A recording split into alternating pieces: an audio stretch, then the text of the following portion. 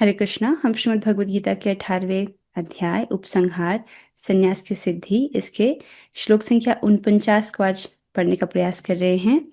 उससे पूर्व हम श्रीमद् भगवद गीता के महात्म्य से एक श्लोक का श्रवण करेंगे जिसमें बोला गया है, गीतार्धम एक पदम च श्लोकम अध्यायमेव च स्मरामस्त्यक्त्वा जनो देहम प्रयाति परमं पदम। जो देह त्यागने के काल में आधी गीता, एक चौथाई गीता, एक अध्याय अथवा केवल एक श्लोक का स्मरण करता है वह परम पद को प्राप्त होता है।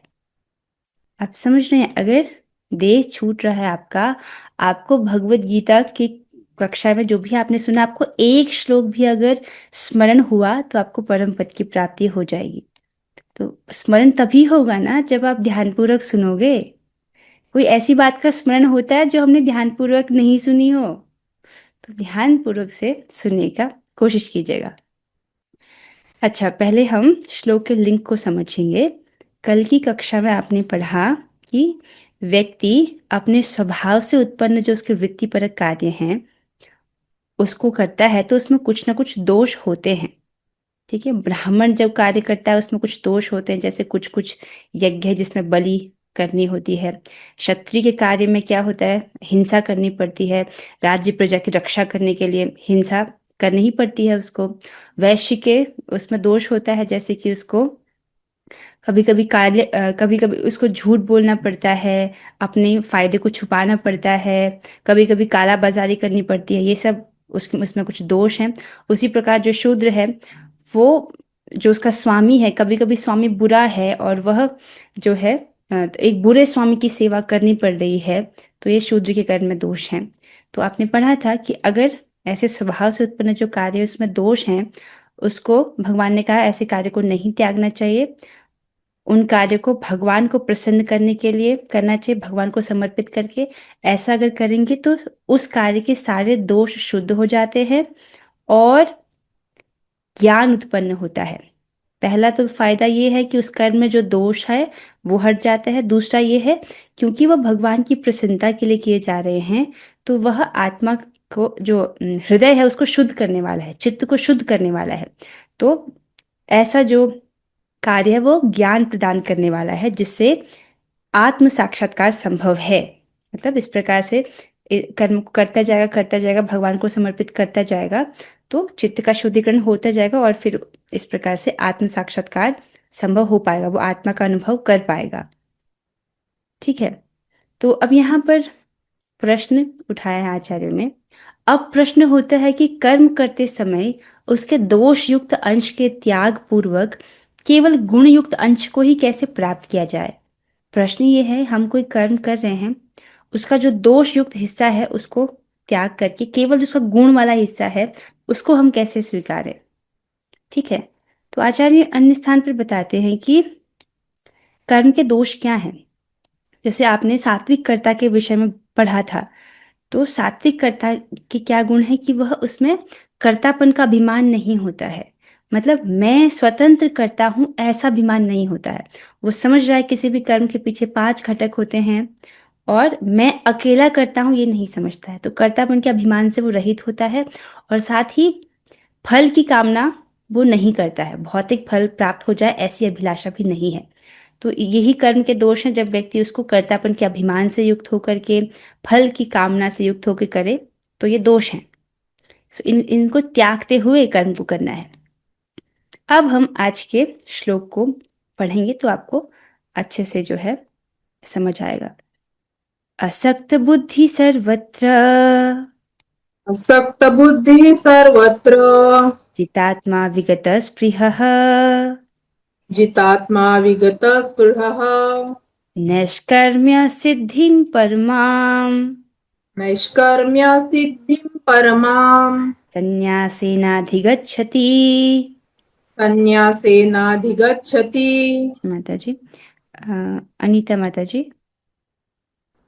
असक्त बुद्धि सर्वत्र असक्त बुद्धि सर्वत्र जितात्मा विगत स्पृहः जितात्मा विगत स्पृहः नैष्कर्म्य सिद्धिं परमां नैष्कर्म्य सिद्धिं परमाम् संन्यासेनाधिगच्छति। संन्यासेनाधिगच्छति।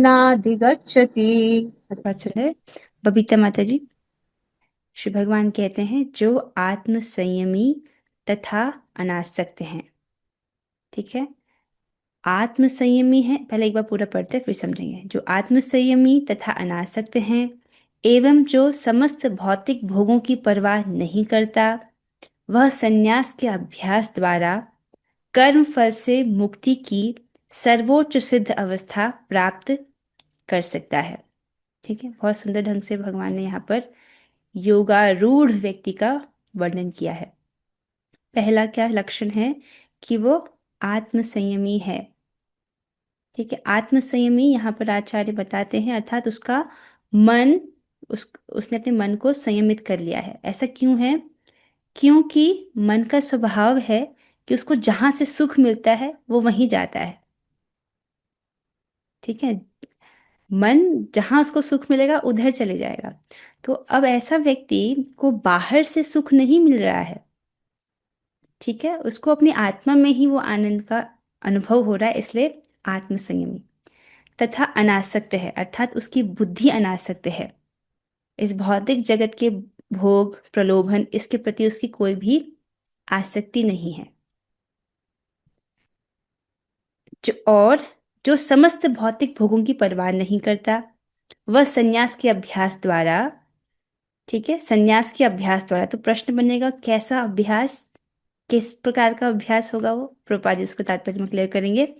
कर्म फल से मुक्ति की सर्वोच्च सिद्धावस्था प्राप्त कर सकता है। ठीक है, जो व्यक्ति संन्यास में स्थित है उसको अपने पूर्व कर्मों के जो कर्म फल है वो उसको भोगने नहीं पड़ते हैं, तो इस प्रकार से वो कर्म फल से मुक्ति प्राप्त करता है।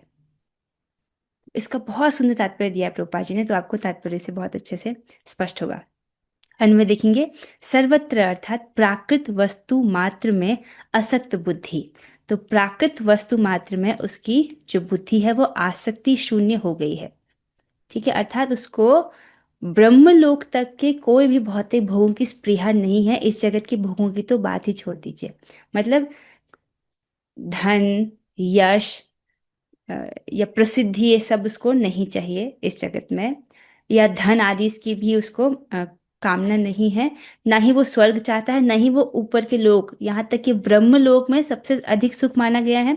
14 भुवन है भौतिक ब्रह्मांड में, उसमें से सबसे अधिक सुख है सबसे ऊंचे वाले लोक में, जिसको सत्य लोक कहते हैं, जहाँ पर ब्रह्मा जी रहते हैं। तो उसको ब्रह्म लोक तक कोई भी भौतिक सुख की कामना नहीं है। ऐसी बुद्धि वाला चितात्मा, वशीभूत चित्त वाला, जिसका चित्त वशीभूत हो गया है। ठीक, ऐसा क्यों हो गया? क्योंकि इस प्रकार से, ऐसा क्यों हो गया इसको समझिए।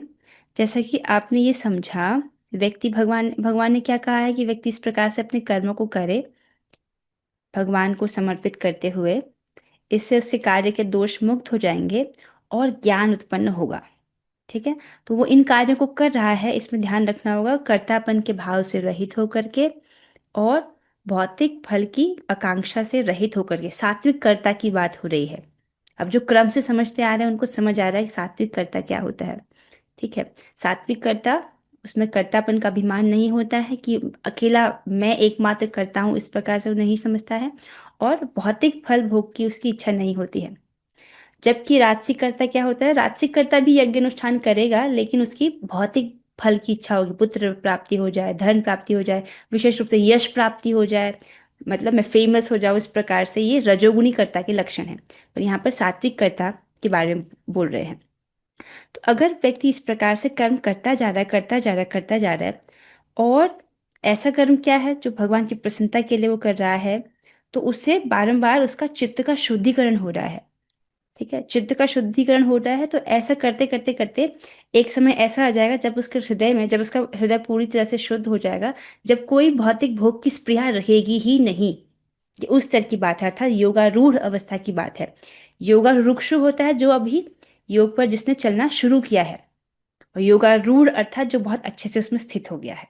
तो इस प्रकार से जब उसके हृदय से सब प्रकार की भौतिक स्पृहा ये नष्ट हो जाती है, तो तब वो कैसा हो जाता है?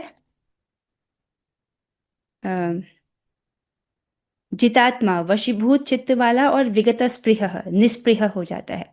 वशीभूत चित्त इसलिए भी है क्योंकि अब उसको इस प्रकार से जब उसका चित्त का शुद्धिकरण होता है, ठीक है, ज्ञान उत्पन्न होता है, चित्त का शुद्धिकरण हो रहा है तो ज्ञान उत्पन्न होता है और वो आत्म साक्षात्कार कर सकता है, अपने आप को आत्मा के रूप में अनुभव कर सकता है।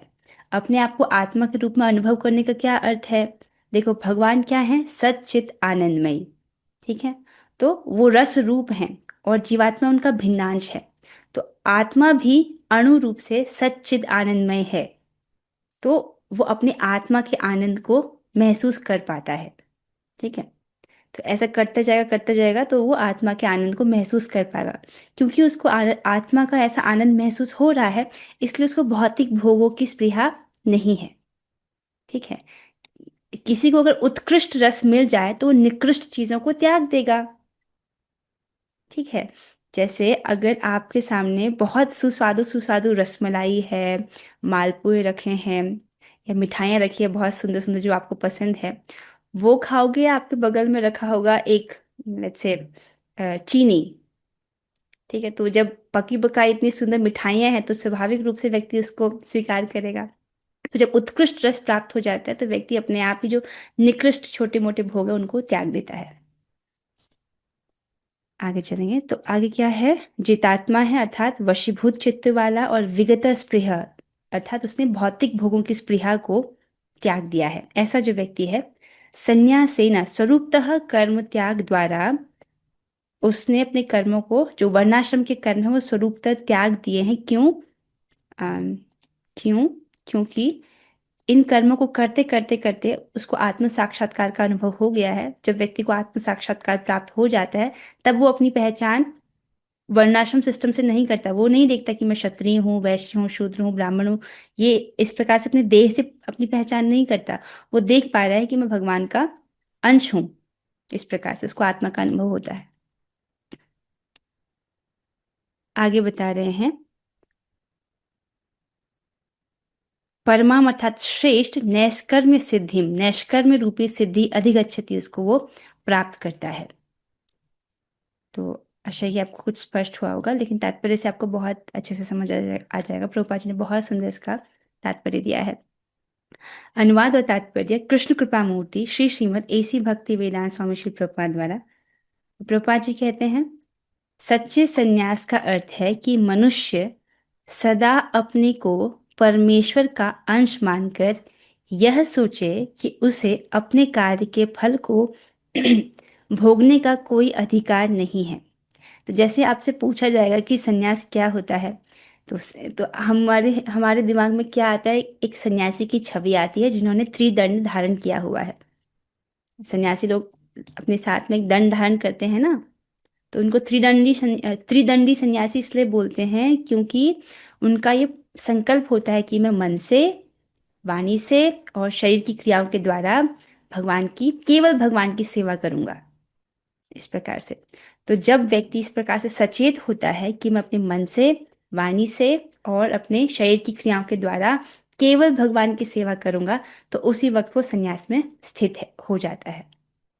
तो यहाँ पर प्रभुपाद जी संन्यास का बहुत सुंदर अर्थ दे रहे हैं। संन्यास का केवल ये अर्थ नहीं कि घर बार त्याग करके एकांत स्थान में चले जाओ और वहां भजन करो, नहीं, ये एकमात्र अर्थ नहीं है। आप ठीक से समझिए, यहाँ पर बोल रहे हैं कि मनुष्य सदा अपने आप को परमेश्वर का अंश मानकर यह सोचे कि उसे अपने कार्य के फल को भोगने का कोई अधिकार नहीं है। चूंकि वह परमेश्वर का अंश है, अतः उसके कार्य का फल परमेश्वर द्वारा भोगा जाना चाहिए। यही वास्तव में कृष्ण भावनामृत है। समझिए इस चीज को। एक मनुष्य है जिसकी कैसी मनोवृत्ति है, वो अपने मन में सदा ये सोचता है क्या, कि मैं परमेश्वर का अंश हूं। अपनी पहचान ऐसे नहीं कर रहा कि मैं इंडियन हूँ, मैं पाकिस्तानी हूँ, मैं मुसलमान हूँ, मैं हिंदू हूँ, ऐसे पहचान नहीं कर रहा है। क्या पहचान कर रहा है? मैं परमेश्वर का अंश हूँ, चाहे उसका शरीर कहीं भी पैदा हुआ हो। अपनी पहचान कैसे कर रहा है? कि मैं भगवान का अंश हूँ, ठीक है। और फिर क्या सोचता है वो?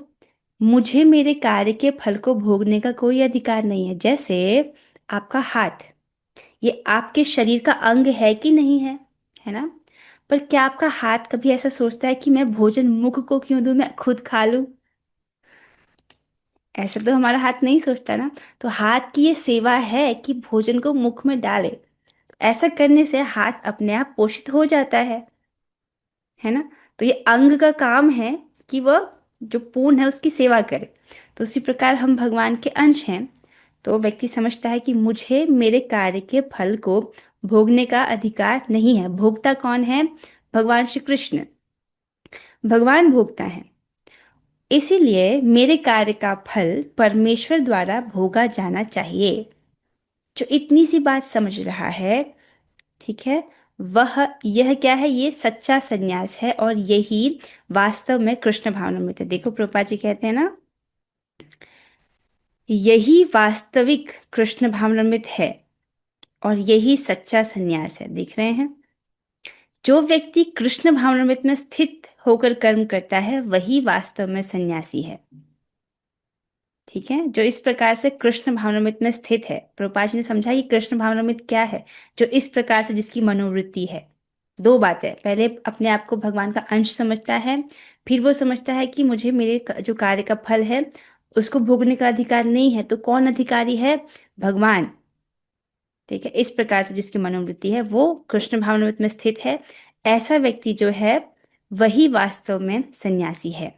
तो जरूरी नहीं है कि सन्यासी जो है वो केवल सैफरन कपड़े में जो होते हैं वही सन्यासी हो सकता है। जो इस मनोवृत्ति में स्थित है वो सन्यासी है। ठीक है, इसी को सच्चा सन्यास कहा गया है। आगे चलेंगे। ऐसी मनोवृत्ति होने से मनुष्य संतुष्ट रहता है। ठीक है, आजकल के जीवन में लोग बहुत सारे भौतिक संसाधन को जोड़ते हैं सुख प्राप्त करने के लिए। और सुख कब प्राप्त होता है व्यक्ति को? जब उसके मन में संतोष होता है, संतुष्टि उसको प्राप्त होती है। यहाँ पर प्रभुपाद जी बता रहे हैं संतोष, ये संतुष्टि किस प्रकार से प्राप्त हो। ठीक है, प्रभुपाद जी बोल रहे हैं जिसकी ऐसी मनोवृत्ति है, जो इस प्रकार से इस मनोवृत्ति में स्थित है, ऐसा मनुष्य जो है वो संतुष्ट रहता है। क्यों? क्योंकि वह वास्तव में भगवान के लिए कार्य कर रहा होता है। इस प्रकार वह किसी भी भौतिक वस्तु के लिए आसक्त नहीं होता। वह भगवान की सेवा से प्राप्त दिव्य सुख से परे किसी भी वस्तु में आनंद न लेने का आदी हो जाता है। कितना सुंदर ढंग से प्रभुपाद जी यहाँ पर बोल रहे हैं। तो इसी बात को यहाँ पर, अरे कहाँ के चले गया, इसी बात को यहाँ पर थोड़ा सा पिक्चर फॉर्म में रखा गया है ताकि आपको समझ आए। हाँ, हाँ ये वाला चित्र। तो पहली बात आपको समझ आए कि किस मनोवृत्ति की बात कर रहे हैं प्रभुपाद जी। ऐसी मनोवृत्ति जैसे आपने पहले समझा। ठीक है, अपने आप को भगवान का अंश मानना, ये मानना कि मुझे अपने कर्मफल को भोगने का अधिकार नहीं है। भोक्ता कौन है? भगवान। तो कर्मफल उनको अर्पण करना। ऐसी मनोवृत्ति अगर किसी व्यक्ति की है तो ऐसा मनुष्य संतुष्ट रहता है। वरना जो भौतिक आसक्तियां भौतिक इच्छाओं को पूरी करते हुए चलेंगे तो देखा गया है कि लोगों के पास बड़े बड़े बंगले हैं, बहुत सारे एसी लगे हुए हैं, पर फिर भी उनका हृदय जलता है और सोने के लिए उनको नींद की गोली खानी पड़ती है। ऐसा है कि नहीं इस जगत में? तो ऐसी मनोवृत्ति होनी चाहिए। जब ऐसी मनोवृत्ति होती है तो वो संतुष्ट रहता है। क्यों संतुष्ट रहता है? उसका कारण प्रभुपाद जी बताते हैं, क्योंकि वह वास्तव में भगवान के लिए कार्य कर रहा होता है। ठीक है, और यही सुख प्राप्त करने का सूत्र है। क्या है? जब व्यक्ति समझे कि भगवान ऋषिकेश जो सबकी इंद्रियों के स्वामी हैं, मेरी भी इंद्रियों के स्वामी हैं, जब मैं उनकी सेवा करूंगा तो भगवान को सुखी करने के प्रयास से जीवात्मा स्वतः ही सुखी हो जाता है। इसी प्रकार से सिस्टम बनाया गया है। जैसे अगर हम पेड़ की जड़ में पानी डालते हैं तो अपने आप वो प्रत्येक ब्रांच को पोषित, प्रत्येक पत्ते को भी पोषित कर देता है कि नहीं कर देता? उसी प्रकार से जब हम अपनी इंद्रियों को भगवान की सेवा में नियोजित करते हैं, भगवान उससे प्रसन्न होते हैं, तो जीवात्मा अपने आप प्रसन्न हो जाता है। तो क्योंकि वह वास्तव में भगवान के लिए कार्य कर रहा होता है और वह भगवान की सेवा से प्राप्त दिव्य सुख से परे किसी भी वस्तु में आनंद न लेने का आदी हो जाता है। ये कितना सुंदर प्रभुपाद जी कह रहे हैं। अच्छा, तो ऐसे व्यक्ति को सुख कैसे प्राप्त होता है? ऐसा प्रश्न हो। जो इस प्रकार की मनोवृत्ति में स्थित है, ठीक है, और वो भगवान के लिए कार्य कर रहा है, ऐसे व्यक्ति का सुख कहाँ से आ रहा है? इस जगत में तो हम लोग देखते हैं, लोग भौतिक सुख बाहर से इंपोर्ट करते हैं, भौतिक चीज़ें जो है उधर सुख ढूंढते हैं, तो इस व्यक्ति का सुख कहाँ से आ रहा है? तो प्रभुपाद जी बता रहे हैं, क्योंकि भगवान प्रेमास्पद हैं और जिस व्यक्ति से हम प्रेम करते हैं उसकी सेवा करने में हमको सुख प्राप्त होता है। ये सिंपल सा सूत्र है। जैसे माताएं इसको जानती हैं, आप अपने बच्चों से प्रेम करते हो, तो जब आप उनकी सेवा करती हो तो आपको कैसा लगता है? अच्छा लगता है ना, क्योंकि आपको बच्चे से प्रेम है। इसीलिए जब जब आपके बच्चे छोटे हैं, आप उनसे कुछ एक्सपेक्ट भी नहीं करते कि मेरे लिए कुछ करे, बस ये खुश रहे, तो माता उसको नहलाती है, धुलाती है, पाउडर लगाती है, सुंदर कपड़े प्रदान कराती है। क्यों? ताकि मेरा बच्चा सुंदर दिखे, खुश रहे। उसको खुश देखकर ही माता खुश हो जाती है, कुछ और तो एक्सपेक्ट नहीं करती है।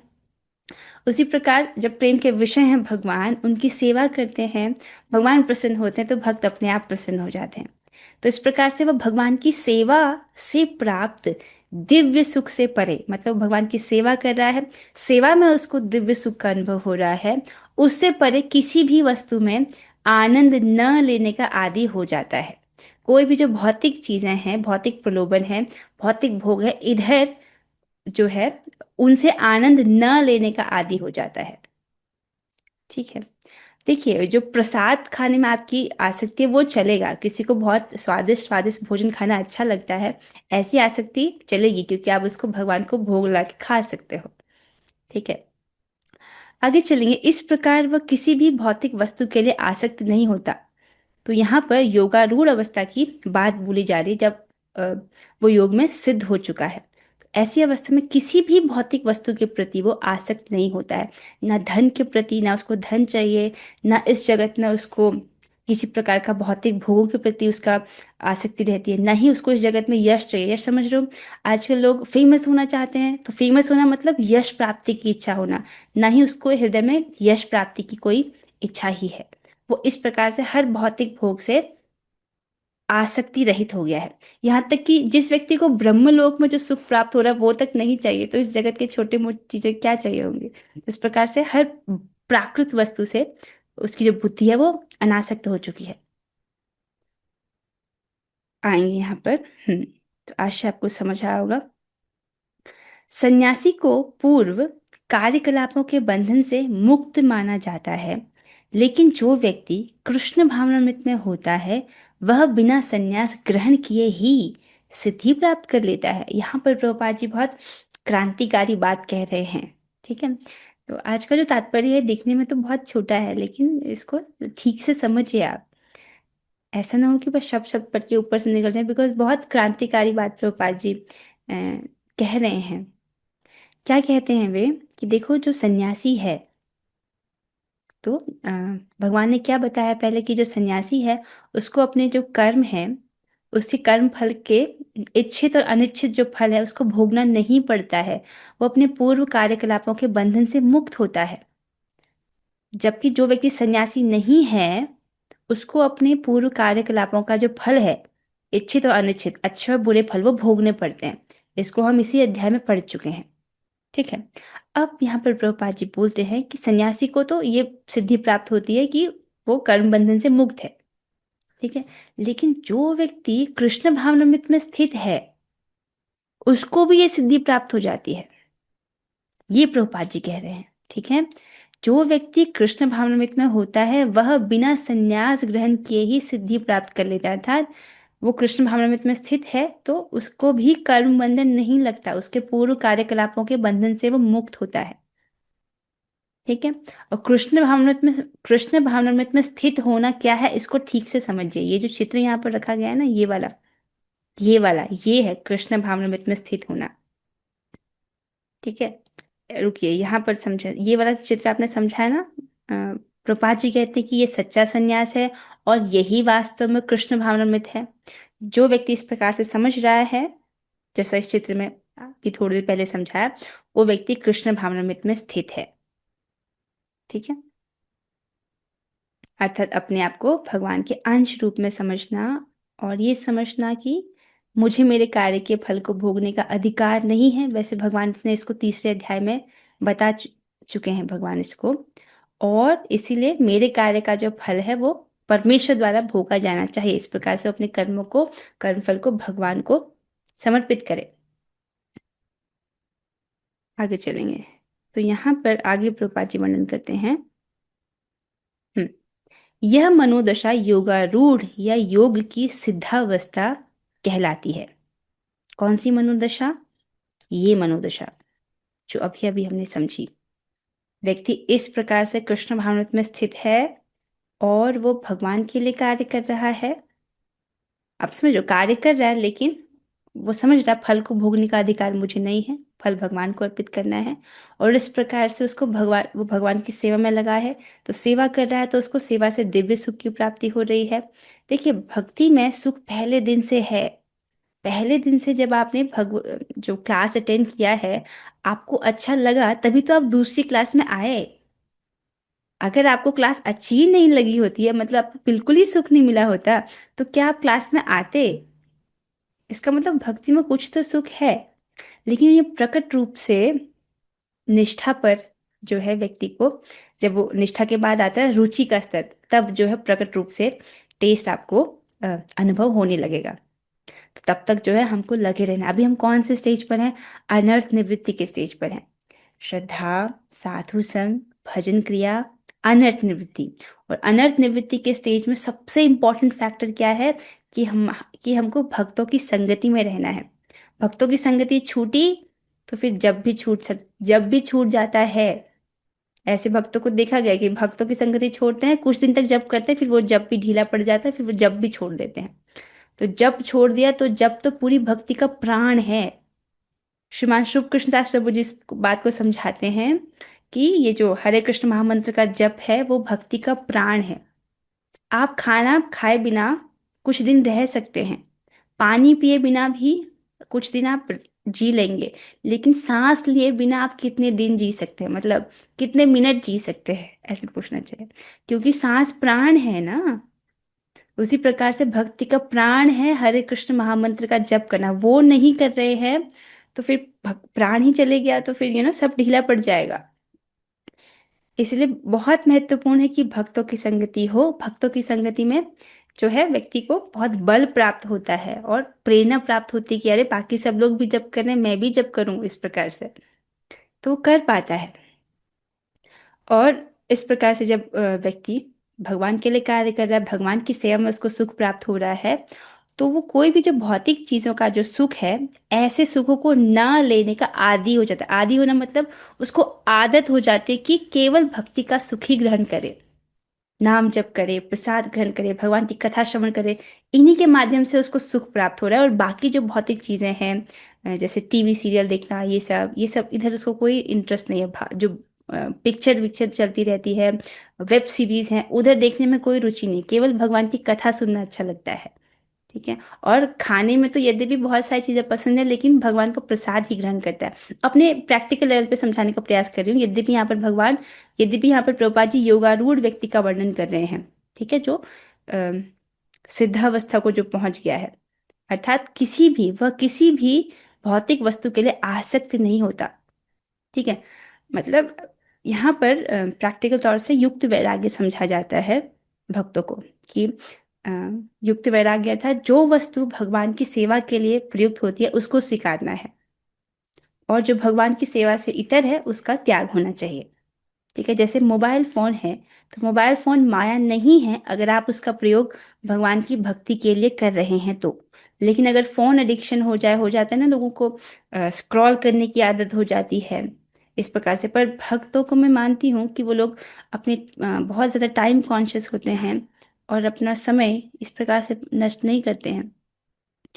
यद्यपि फोन का इस्तेमाल करते हैं, लेकिन उसका प्रयोग करते हैं अपनी भक्ति को बढ़ाने के लिए। ठीक है। जैसे आप ये भी कथा सुन रहे हो अपने फोन या लैपटॉप के माध्यम से ही तो आप सुन रहे हो, तो ये क्या है? इसका सदुपयोग है, इसको भगवान की सेवा से जोड़ना। तो इस प्रकार से तो जो वस्तु भगवान के सेवा के उपयुक्त है उसको स्वीकारना। ठीक है। ऐसे इस प्रकार से जो इस मनोवृत्ति में जो स्थित है, ऐसी मनोदशा को योगारूढ़ अवस्था कहते हैं या योग की सिद्धावस्था कहते हैं। ठीक है। इसका मतलब यह भी है कि केवल सुबह भगवान को अगरबत्ती दिखा दिया, दीपक जला दिया सुबह शाम और हो गया, ये कृष्ण भावनामृत नहीं है। ये बहुत आवश्यक है कि पूरे दिन भर मतलब पूरे दिन भर एक के बाद एक आपकी सेवाएं होनी चाहिए भगवान के लिए, कुछ ना कुछ आप किसी न किसी प्रकार से उनकी सेवा में इंगेज रहने चाहिए। ये इसका वास्तविक अर्थ है, केवल ये नहीं कि बस थोड़ी देर पूजा कर लिया बस वो हो गया ना। ठीक है, पूरी तरह से जो है भगवान की सेवा में स्वयं को व्यस्त रखना। अब आगे प्रभुपाद जी कहते हैं, जैसा कि तृतीय अध्याय में पूरा पढ़ूंगी, यह मनोदशा योगारूढ़ या योग की सिद्धावस्था कहलाती है। जैसा कि तृतीय अध्याय में पुष्टि हुई है, यस्त्वात्मतिरेव यस्त्वात्मरतिरेव स्यात्, जो व्यक्ति अपने में संतुष्ट रहता है उसे अपने कर्म से किसी प्रकार के बंधन का भय नहीं रह जाता। बहुत सुंदर प्रभुपाद जी यहाँ पर श्लोक कोट कर रहे हैं। ये श्लोक है श्रीमद् भगवद गीता के तीसरे अध्याय का 17वां श्लोक। श्लोक यहाँ पर रखा गया है, यस्त्व आत्मरतिरेव स्यात् आत्मतृप्तश्च मानवः आत्मन्येव च संतुष्ट तस्य कार्यं न विद्यते। आत्मन्येव च संतुष्ट तस्य कार्यं न विद्यते। किंतु जो व्यक्ति आत्मा में ही आनंद लेता है और अपने कृष्ण भावनामृत के कार्यों से पूर्णतया संतुष्ट रहता है, उसके लिए कुछ करणीय या कर्तव्य नहीं होता। ठीक है, मतलब जो व्यक्ति इस प्रकार से अ, इस मनोदशा में स्थित है, जैसे कि यहाँ पर समझाया गया है, तो उसके लिए कोई भी अ, कार्य करनी नहीं होता, अर्थात जो वर्णाश्रम के जो कर्तव्य हैं वो उसके लिए करनी नहीं होते हैं, क्योंकि वो अपने जो कृष्ण भावनामृत वाले कार्य है उसी से संतुष्ट रहता है। ठीक है, और उसको कर्म बंधन नहीं लगता है। जो व्यक्ति अपने में संतुष्ट रहता है उसे अपने कर्म से किसी प्रकार के बंधन का भय नहीं रह जाता। आपको समझ आ रहा है प्रभुपाद जी क्या कहने की कोशिश कर रहे हैं? इस प्रकार से जो भगवान की सेवा में लगा है उसको कर्म बंधन कैसे लग सकता है? वो भी कर्म बंधन से मुक्त है। ठीक है, तो इसी बात को यहाँ पर समझाया जा रहा है, दृढ़ किया जा रहा है कि जो सन्यासी है, योगारूढ़ व्यक्ति है, वह पूर्व कार्यकलापों के बंधन से मुक्त है। लेकिन जो कृष्ण भावनामृत में स्थित व्यक्ति है वो बिना संन्यास ग्रहण किए भी इस सिद्धि को प्राप्त कर लेता है, अर्थात कर्म बंधन से वो मुक्त हो जाता है। आशा है कि आपको समझ आया होगा। आशा आपको ये बात स्पष्ट होगी। मुझे तात्पर्य बहुत अच्छा लगा प्रभुपाद जी का जब मैं पढ़ रही थी, तो आप समझ रहे हैं, संन्यास में स्थित होने के लिए सन्यासी की तरह वेश नहीं धारण करना पड़ता, बस इस मनोवृत्ति को धारण करना पड़ता है जो आपने आज क्लास में पढ़ा है। ठीक है, अब हम लोग 3 बार हरे कृष्ण महामंत्र करेंगे। आप लोग अपने माइक को ऑन कीजिएगा। हरे कृष्णा कृष्णा कृष्णा हरे हरे, हरे राम राम राम कृष्ण हरे कृष्ण हरे, हरे हरे कृष्णा कृष्णा कृष्णा हरे हरे, हरे राम राम राम हरे हरे, हरे कृष्णा कृष्णा हरे हरे, हरे राम राम हरे हरे।